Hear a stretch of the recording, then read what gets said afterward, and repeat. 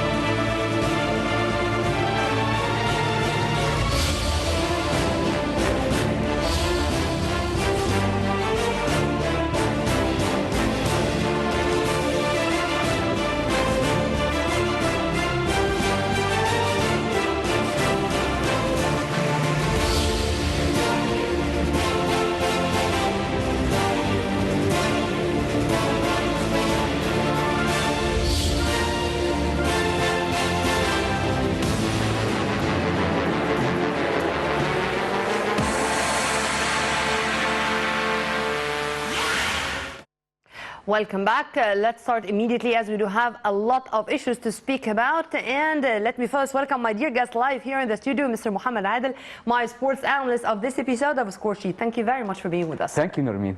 And let's start immediately. As I said, we do have a lot of issues to speak about. Yes. But let's start with the Super Cup.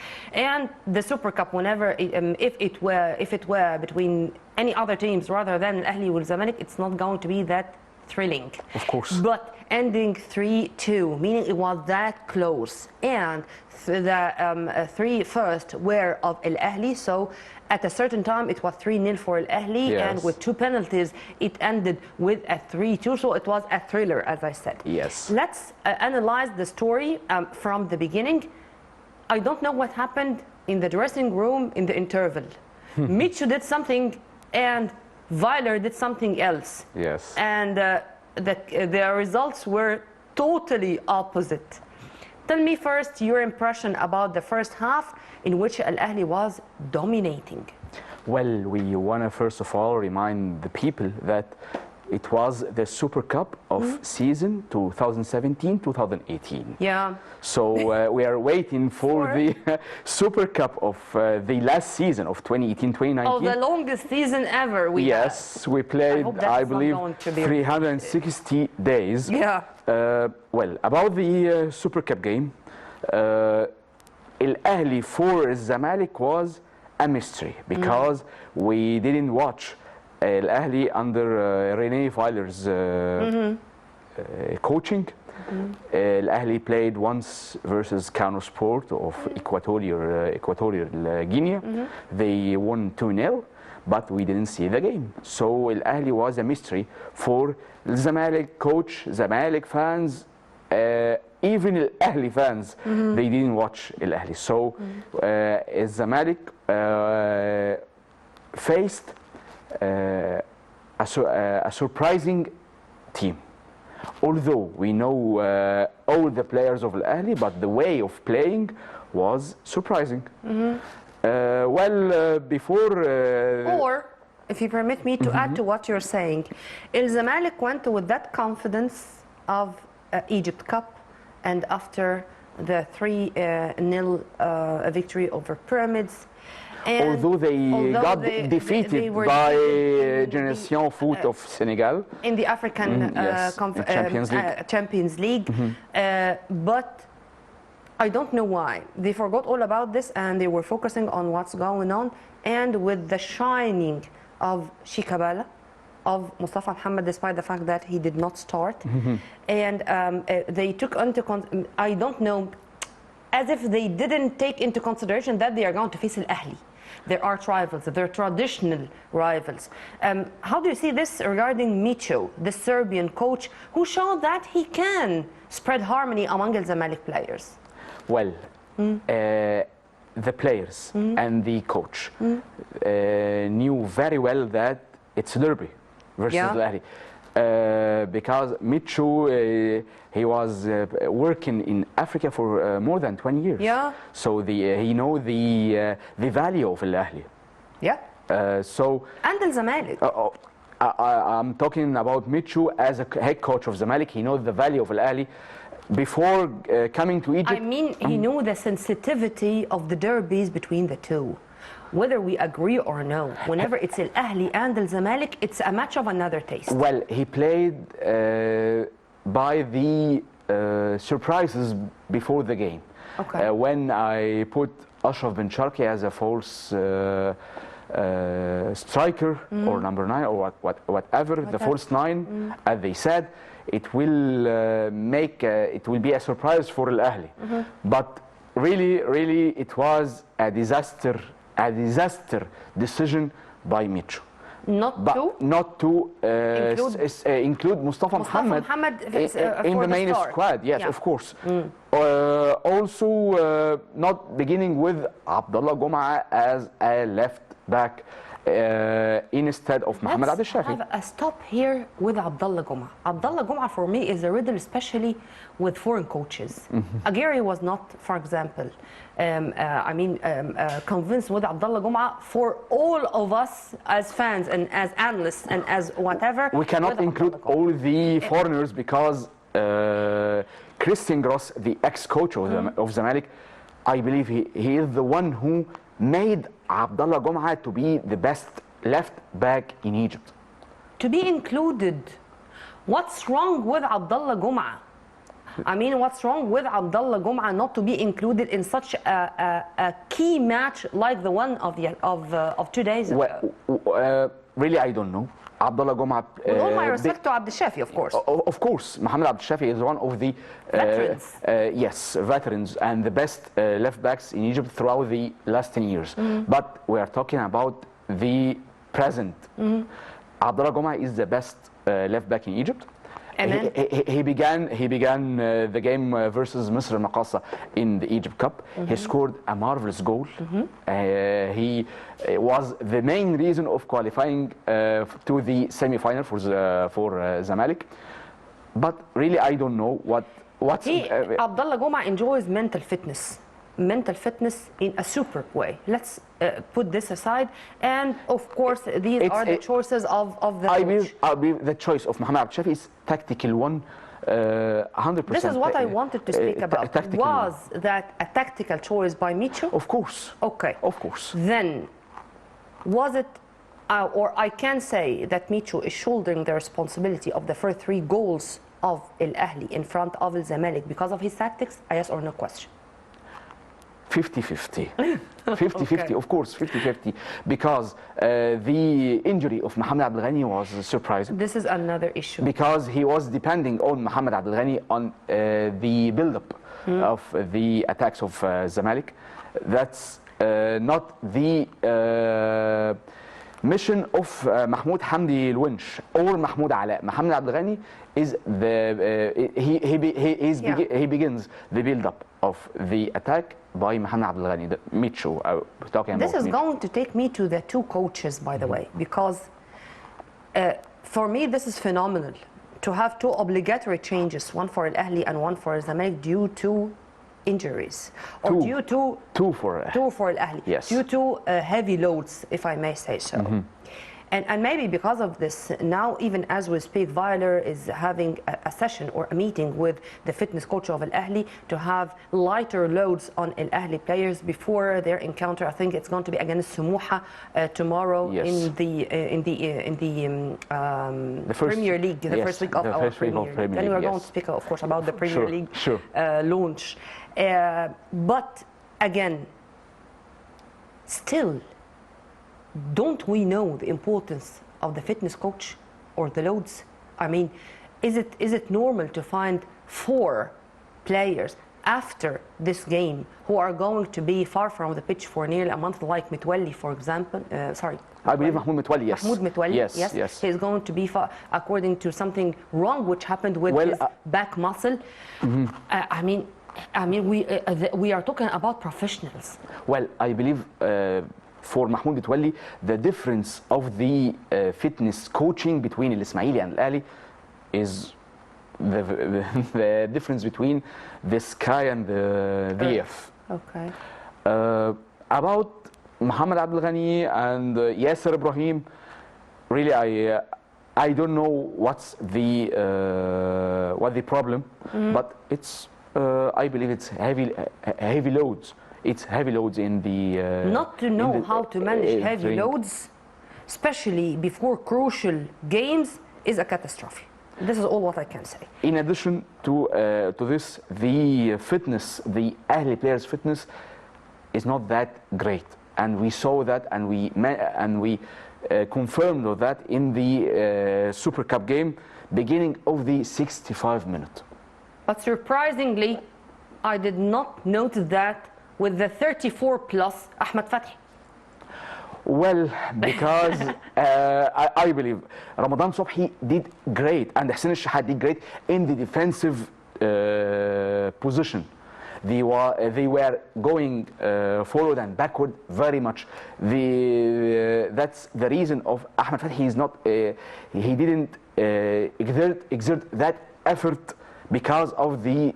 He had two crosses in the first half, which were more than perfect. Yes. Knowing well what he is doing, meaning he was not feeling that exhausted. In the first half. The first half was a symphony played by Ahly. Yes, because of the disastrous decisions taken by Michu.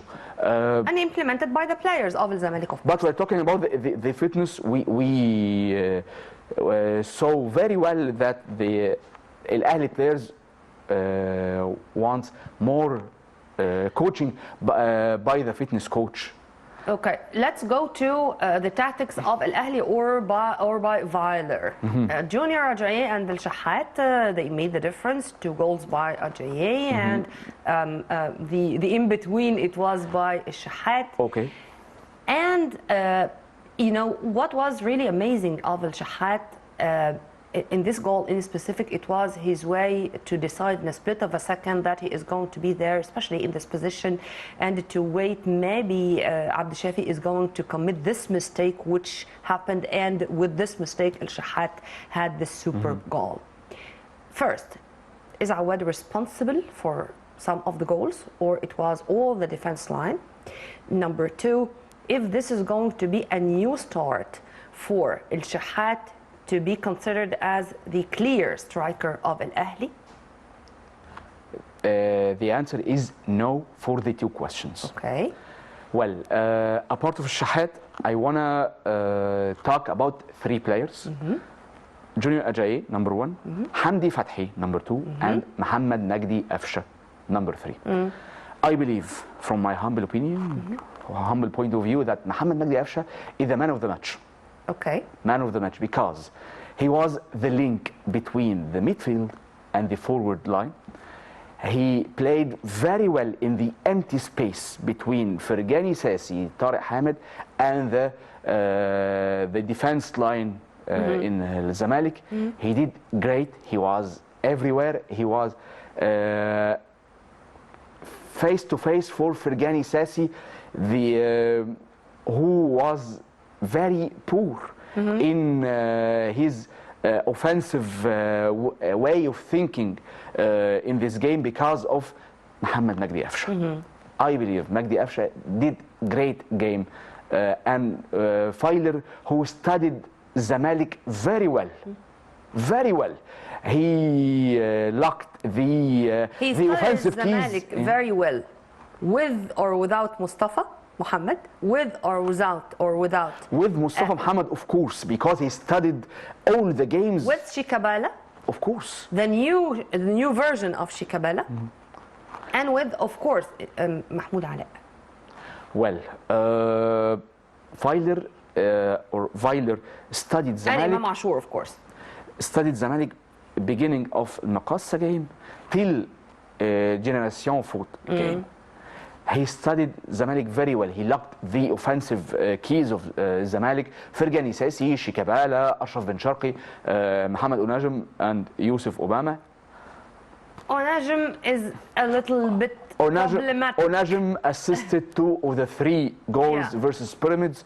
He is a great player. No, I mean, I read it for me because of the ups and downs. I feel that he is course. not that much keeping his standard. Of course. And I cannot find or justifications for that. Sir, what is the added value which was prominent in this match in El Ahly after being coached by Weiler? It's a very hard question to be answered because it's just one game we saw for René Weiler. But we can speak about what happened in Burj Al Arab by René Weiler. He locked the offensive keys of Zamalek Let me very well. put my question in other words. Okay. Sir. What I had in mind when I was watching that he was able to let the players move, sliding from a position to the other. I mean, if you are a striker or if you are a forward, this does not mean that you do not have defensive missions. Of course. No, this is not the case. Ramadan Sobhi, even if you are a striker, even if you are a forward, even if you are whatever, even if you are someone whom I should depend on to score goals, but yet whenever you are needed in the back line, you should be there. And in a split of a second, you would be there. It's the trend worldwide. We are talking. But it was not implemented on us. Okay, if I put one value add for René Weiler is putting Junior Ajayi as a striker, not as a wing, left or right, as a striker, because it's Ajayi's position. Yeah. It's the ideal position for Ajayi is playing as he played versus Zamalek. A striker, not a left wing, not a right wing. Putting Ajayi in the wing is killing Junior Ajayi. Yeah. But playing as a striker, and as he played in Sfax of Tunisia before, he had his space. Yes, receiving the ball, successfully receiving the ball and giving left and right, and getting the good spaces in the defensive line of Zamalek. He is great in this position. All this was implemented because because Ajayi was playing left wing under Martin Lasarte's coaching of Al Ahly. But returning back to this match, why all what we are talking about with the merits of Al Ahly, with the symphony they played, it turned upside down. It was completely different in the second 45 matches. Oh, okay, so 45 minutes. Let's say 40 minutes, because the first 3 minutes witnessed the third goal. But after that, what happened? There are many reasons. Yeah. First of all, the fitness status of Al Ahly players. Number one. Number two, the injury of the 2 center backs, Mahmoud Mutawalli and Yasser Ibrahim. Although, with all my respect to Mahmoud Mutawalli and Yasser Ibrahim, if Mustafa Mohamed began the game, It would be different. yes, Much different. yes, different score. And Mohamed Hani was not bad, by the way. Of course, Mohamed Hani is not that bad, of course. Yes. But it's not their positions, whether Hamdi Fathi or Mohamed Hani. Hamdi Fathi did great in this game, except the massive error did by him for Ashraf Ben Sharqi. And I believe that was, talking about the referee, Dr. Felix Birch, it was the only error that he didn't give Hamdi Fathi the second yellow card. And I believe it's a turning point decision by Dr. Felix Birch. If Hamdi Fathi got the red card, I don't know what will be happening in the rest of the game, in the rest 20 minutes, in the remaining 20 minutes, playing without a third center back. Yeah. It will be disastrous for Al Ahly. Yeah. So I believe these are the reasons behind the 25 or 30 minutes dominance of Zamalek, playing with a striker, playing in the inner spaces between the right back and the center back, and the center, not a center back as we believe, but he get that center back because of the injuries, Yep. whether Handi Fathi or Mohamed Hani. But playing in the inner spaces is the main pros of Mustafa Mohamed. Yep. Amen to that. And afterwards, Imam Ashur. Imam Ashur. Yes. Sir, let's finish this because tomorrow is another day and Al Ahly and Al Zamalek are going to go into fierce matches in the very first week of the Egyptian Premier League. The Cairo Alexandria derbies. Yeah, so how do you see the coming matches? I mean, what should be the instructions of each coach to his players ahead of their first matches of the new season of the EPL? If I have one decision or one word to say to Al Ahly or Zamalek, forget what happened last Friday. Okay. It's a new competition. It's a new teams will face. Although Zamalek faced it had recently 2 weeks ago in the cup, Yep. but it's a new competition. Forget about it. Completely new competition. Yeah. Whether I won for Ali or I lost for Zamalek, it's a new competition. You should begin it very strong, very solid, very confident, so as to begin well, because the competitions is going very fast. We'll play tomorrow. We hope the that it's going to go very the fast. Premier League next weekend will play the African Champions League, whether Al Ahly or Or Zamalek. Zamalek. That's it. So tomorrow is another day, as we are saying, and congratulations to Al Ahly to clinch the 11th Super Cup in its history by defeating Al Zamalek 3-2.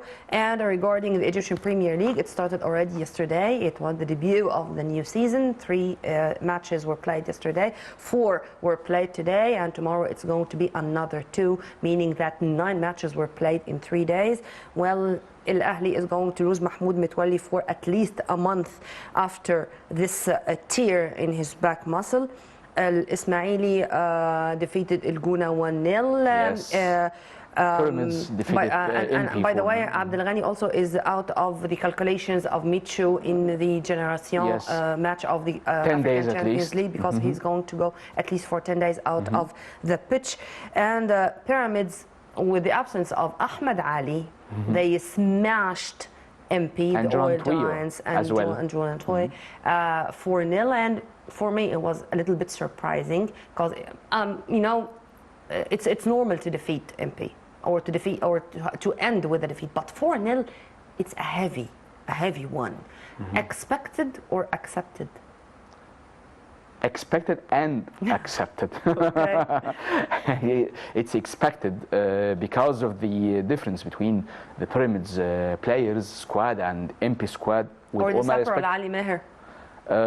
Also, although Ali Maher is a very good coach with my point of view, Yeah. but the squad, the heavy squad of Pyramids, the experiences, Abdullah Saeed, Ahmed Al-Shinawi, Ali Gabr.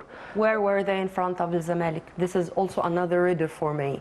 I mean, we are all speaking about the stars-filled squad of the Pyramids, but in some cases they are shining, and in other cases they do not even was the how only- to have passes. It was the only game because Zamalek also had their experiences and they played on the faults of Pyramids. Sir, don't you see that this is something phenomenal in our EPL or with our players, that the ups and downs in each player, standard or level, in 2 consecutive matches are that big? The gap is huge. Sometimes I feel that this Abdullah Saeed, you can watch with us, this Abdullah Saeed of those 2 goals is not the same Abdullah Saeed in other games. And this is only an example. Well, about Abdullah Saeed versus MP was great, putting 2 goals. Yeah. Versus Zamalek was being trapped by Tariq Hamid, the best defensive midfielder in Egypt. That's Yeah. it. That's it. Well, Manchester City got defeated by Norwich 3-2 the next week or the next playing week. They defeated Watford 8-0. And Guardiola was not satisfied. I don't know what the hell he wanted after defeating Watford 8-8. It was not basketball, by the way. It was football. We are going to return to that, but since we mentioned that, Salah was not Salah today. Yes. Why? Salah is not Salah since not a long time, but since the beginning of the European season. Any specific justifications? I believe the many talks about his relationship with Mane? with Sadio Mane. Okay. Really, I don't know. I don't know what's happening to Salah. His decisions today was very bad. Weird. Yes. No, for me it was weird. I mean, and because of this, I said Salah is not the same Salah we know. And I think that he is smart enough to know this and to work on what was going on. And I believe he will work on it very quickly. He began the last season the same performance, and he ended by to be the goal scorer. We do not accept such mistakes or such performance from Salah, despite the fact that this may be normal, especially in the start of the season. See Salah, the shining Salah, but any player has his ups and downs. Yeah. In the pitch and out of the pitch. Salah began the last season with the same performance we are watching, but he ended up by being the top goal scorer of the English Premier League with Aubameyang and Mane. So I believe Salah will be recovered very quickly, because hope so. The games are getting. And that's fast. Yes. At such a speed. I mean, the rhythm is that high. It's on top. He played versus Napoli last Tuesday. Today versus Chelsea. And it ended for a victory for Liverpool, but it was their good luck, nothing else. Yes. Because, by the way, neither Salah nor Jurgen Klopp himself were that much good in many. I mean, in such cases. I mean, for Jurgen Klopp, it's for the changes. I don't think they were for the best interest of Liverpool. Neither Salah, as you dealing with the last two games, was not that good for Jurgen Klopp versus Napoli and Chelsea. Yeah. Returning back to the Egyptian Premier League and to the 4 games which ended today, Al Masry and Haras Al Hudud, it's 1-1. العشر إيهاب جلال. The first draw in the Premier League. الإنتاج الحربي versus FC مصر 3-0. The newcomer. And another newcomer, Tanta defeated Wadi Degla 1-0. Yes, it's a surprise for me. Surprising a little bit. And Mido did it with Masr Al Maqassam in a very thrilling encounter between Masr Al Maqassam and Aswan. It ended 3-2. So congratulations to El Intag Al Harbi, to Tanta, and to Aswan. And these games is telling us that we hope it will be a good season. Yeah. I hope so. Surprises by Tanta, having. And Aswan did great. Aswan, of course, did great. The captain. Magdi Abdelati, the ex-MP player. He was a great striker with MP. I all the time relate Aswan with Ahmed Nahas, but okay, because he really did great with Aswan, and maybe he was the main reason we found Ahmed Nahas with Aswan, with Tanta, and with Tanta. So he is behind the newcomers. Yes. This is going to lead us to another Hussam Al Badri. And the choice of Hussam Al Badri, which was announced recently to shoulder this big responsibility of the national team. And by the way, he made his choices not to include Inneni, for example, for the camp of the coming month. It's Trezeguet, Kuka, Salah, and 2 others. I mean, Inneni, Ali Ghazal, and of course Amr Warda, they were not included. And but he is speaking about some of the choices, for example, the professionals, as I said, but till the moment we do not know who are going to be the coaching staff be with him. I don't know if this is something which is normal. I mean, But to take all this time to choose the who is rumors going to be and with them. news are talking about the coaching staff will be with Houssam al-Badri will be Mohamed Barakat, Tariq Mustafa, Sayed Muawad, and Ayman Tahir as Yeah. a goalkeeper coach. Goalkeeper coach.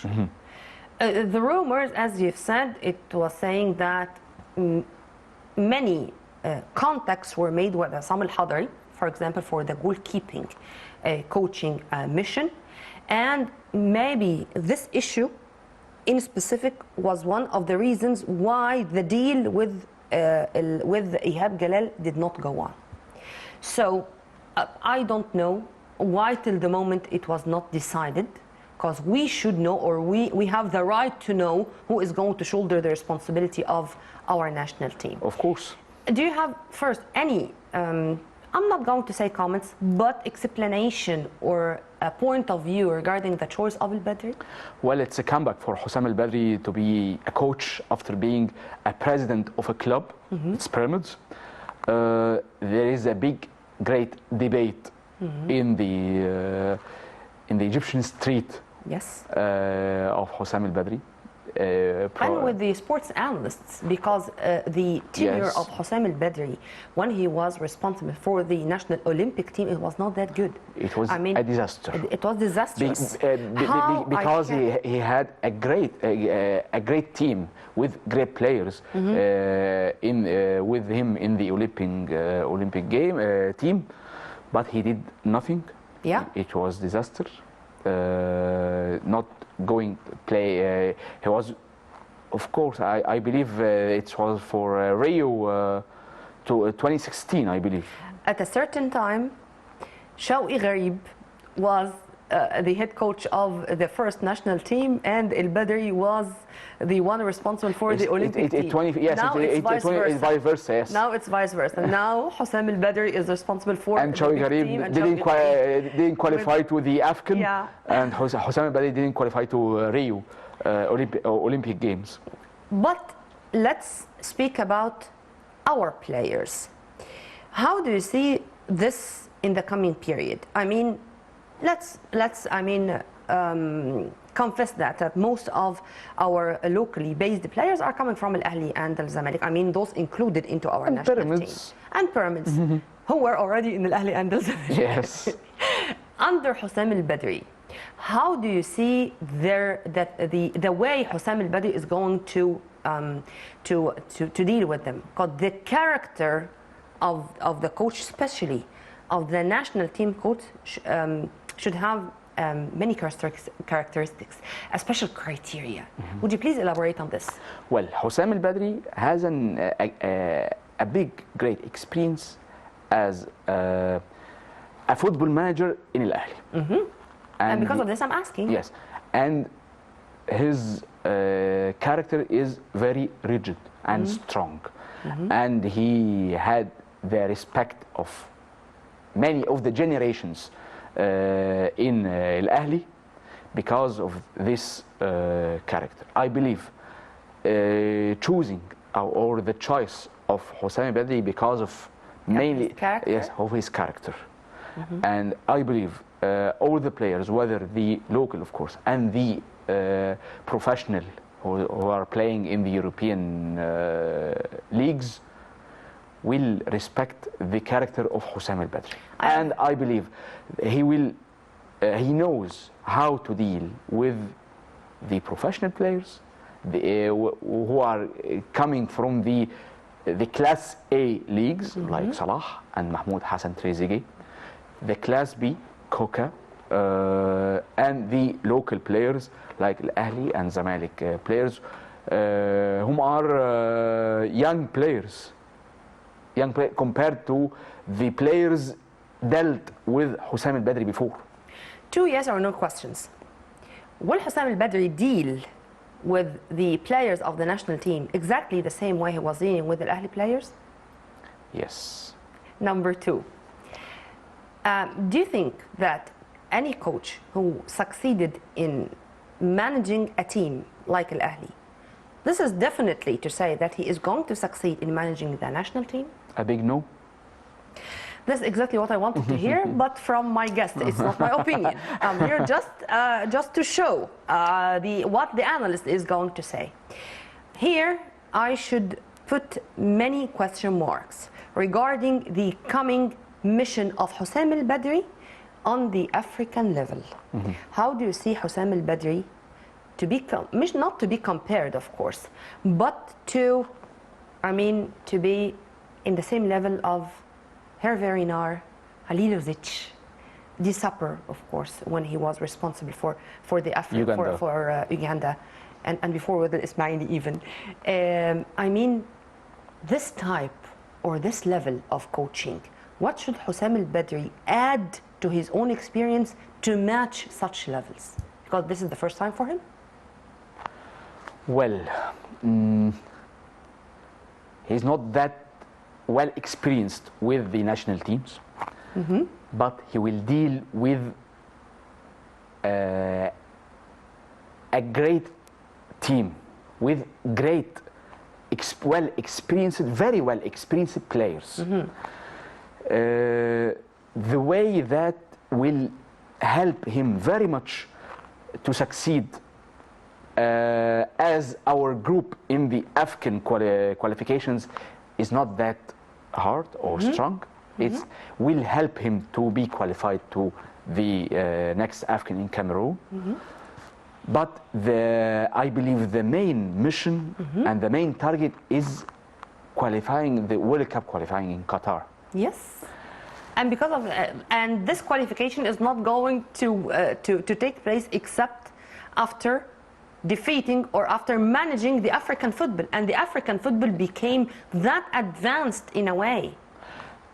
That's the answer of this will be with his staff, not Hussam Al Badri alone. Choosing the right staff, yes, I believe will be the first step of being successful.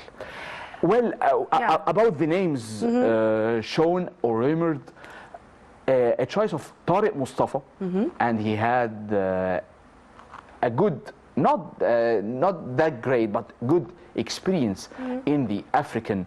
Tariq Mustafa was a heavyweight name when it was circulated about the staff to be included. And he is a good coach when he was in the Morocco Premier League. Yeah.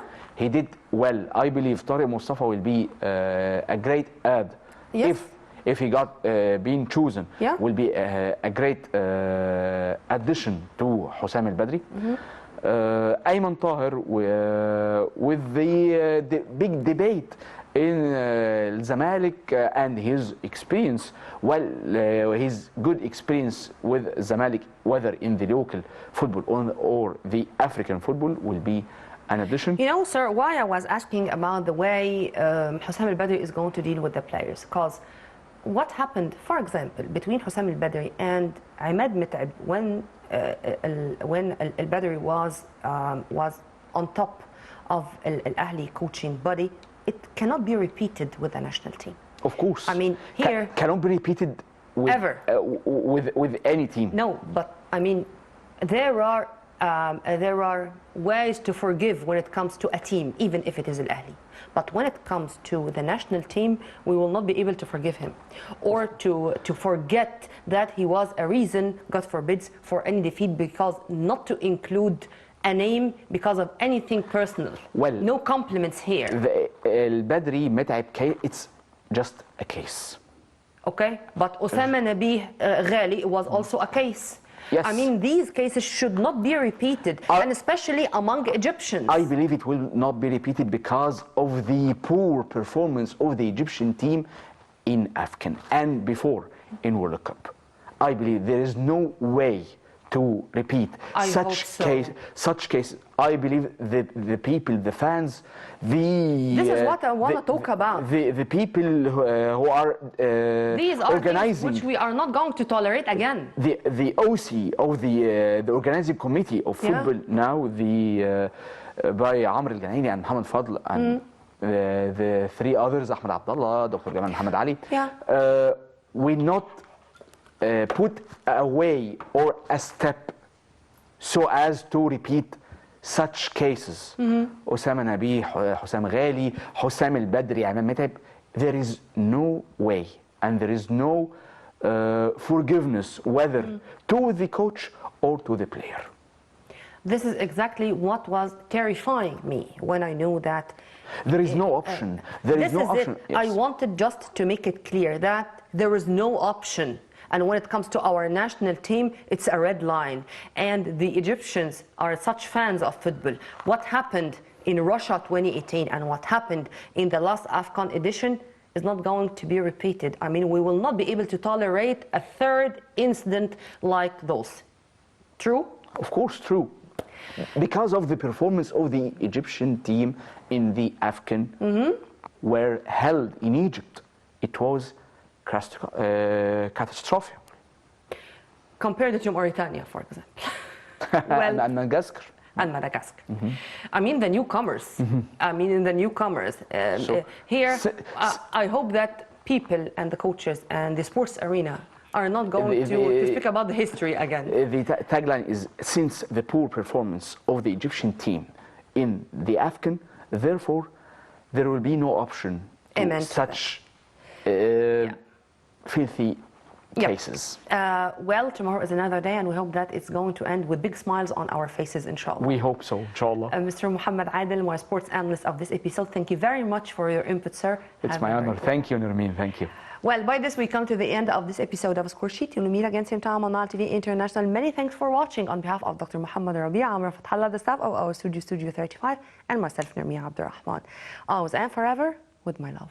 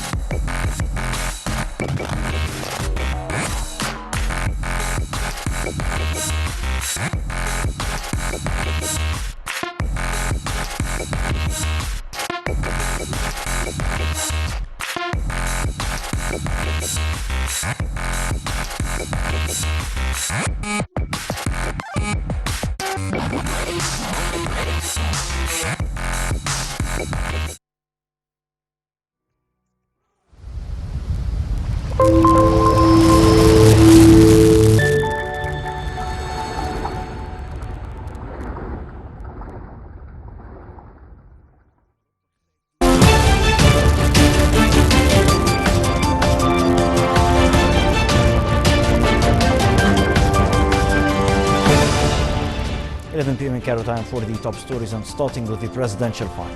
President Abdel Fattah al-Sisi continued on Sunday his activities in New York ahead of his participation in the UN General Assembly meetings. The president is to take part in the International Climate Conference, which will be held on Monday. The head of state will give a speech before the conference, reviewing views by Cairo, Africa and developing nations over climate change, one of the most pressing threats to the international community. UN Secretary General Antonio Guterres will position himself on the front line against climate change as he presides over the UN Emergency Summit.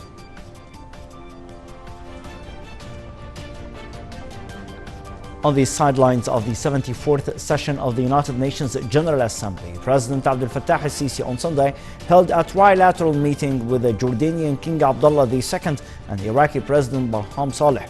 President al-Sisi is to deliver Egypt's statement before the general session of the UN General Assembly. The president is scheduled to participate in a number of high-level sessions tackling crucial issues and challenges which face the international community. On the sidelines of the UNGA meetings, the head of state is to hold a series of summit talks with a number of heads of states and governments.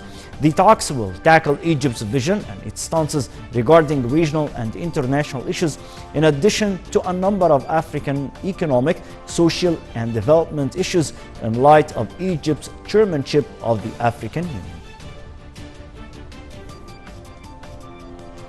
On the sidelines of preparations for the 74th round of the UN General Assembly, Foreign Minister Sameh Shoukry held a meeting at the headquarters of the permanent Egyptian delegation to the United Nations in New York with the diplomatic team. The top diplomat will also meet with a number of US officials over means of boosting bilateral ties. His visits to New York will continue until the end of this month. Domestically, the armed forces issued a statement on Sunday confirming that all statements and information issued by it come only through its spokesman. In its statement, the armed forces also asserted that the formal page of the armed forces spokesman on Facebook and Twitter is the only reliable source of any information related to it. It called on all media channels and citizens not to follow any other sources to receive information related to the armed forces. The statement came on the heels of some rumors being circulated in media channels and claimed its affiliation to the armed forces. And finally, Iran on Sunday denounced the presence of foreign forces in the Gulf and said would put forward a peace plan for creating security in the Gulf in cooperation with other countries in the region after Washington ordered reinforcements to the region. Iranian President Hassan Rouhani will present the plan when he attends the United Nations General Assembly in New York this week. Meanwhile, U.S. Secretary of State Mike Pompeo said the United States aims to avoid war with Iran, and the additional troops ordered to be deployed in the Gulf region are for deterrence and defense. Pompeo said he was confident that U.S. President Donald Trump would take action if such deterrence measures fail, and that this was well understood by the Iranian leadership.